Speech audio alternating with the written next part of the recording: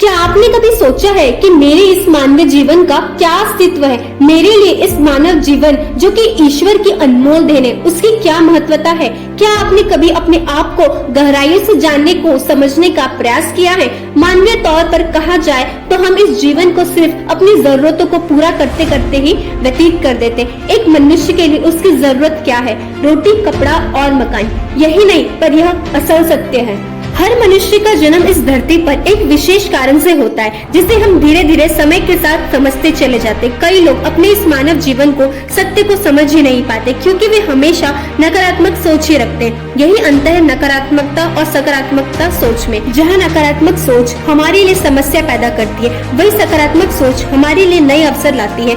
आइए हम जीवन के इस सत्य को एक कहानी के द्वारा समझने की कोशिश करते हैं। एक गाँव में एक बहुत बड़ा धनवान व्यक्ति रहता था। लोग उसे सेठ धनीराम कहते थे। उस सेठ के पास बहुत मात्रा में धन संपत्ति थी, जिसके कारण उसके सगे संबंधी, रिश्तेदार, भाई बहन हमेशा उससे घेरे रहते थे। वे उन्हीं के भरोसे रहते थे। सेठ भी उन सभी लोगों की काफी मदद करता था। तभी अचानक कुछ समय बाद सेठ को भयंकर रोग लग गया। इस भयंकर बीमारी का सेठ ने बहुत उपचार करवाए, लेकिन इसका इलाज नहीं हो सका। आखिरकार सेठ की मृत्यु हो गई। यमदूत उस सेठ को अपने साथ ले जाने के लिए आ गए। जैसे ही यमदूत सेठ को ले जाने लगे, तभी सेठ थोड़ी दूर जाकर यमदूतों से प्रार्थना करने लगे कि मुझे थोड़ा सा समय दे दो, मैं लौटकर तुरंत आता हूँ। दूतों ने उसे अनुमति दे दी। सेठ लौटकर आया, चारों ओर नजरें घुमाई और वापस यमदूतों के पास आकर बोला, शीघ्र चलिए।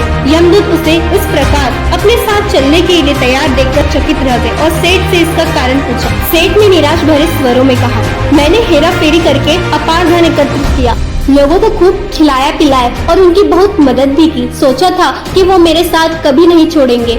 अब जब मैं इस दुनिया को सदा के लिए छोड़कर जा रहा हूँ, तो वो सब बदल गए हैं। मेरे लिए दुखी होने के बजाय ये अभी से मेरी संपत्ति को बांटने की योजना बनाने लगे। किसी को मेरे लिए जरा सा भी अफसोस नहीं है। सेठ की बात सुनकर यमदूत बोले, इस संसार में प्राणी अकेला ही आता है और अकेला ही जाता है। इंसान जो भी अच्छा या बुरा कर्म करता है, उसे इसका परिणाम स्वयं ही भुगतना पड़ता है। हर प्राणी इस सत्य को समझता तो है, पर देर से।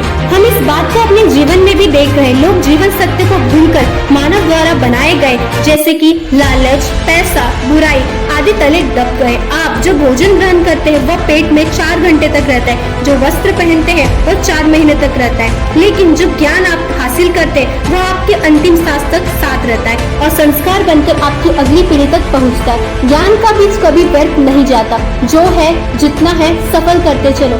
सफल करने से ही सफलता मिलती है। हर व्यक्ति को सकारात्मक तरीके से देखो, सुनो और समझो। हम जितना ज्यादा पढ़ते हैं, सुनते हैं, समझते हैं, हमें अपनी कमियों का उतना ही ज्यादा एहसास होता है और इसी कमी को दूर करके हम सफलता की मंजिल की ओर अपने कदम बढ़ाते चले जाते हैं। क्या लेकर आया था जो क्या लेकर जाएगा?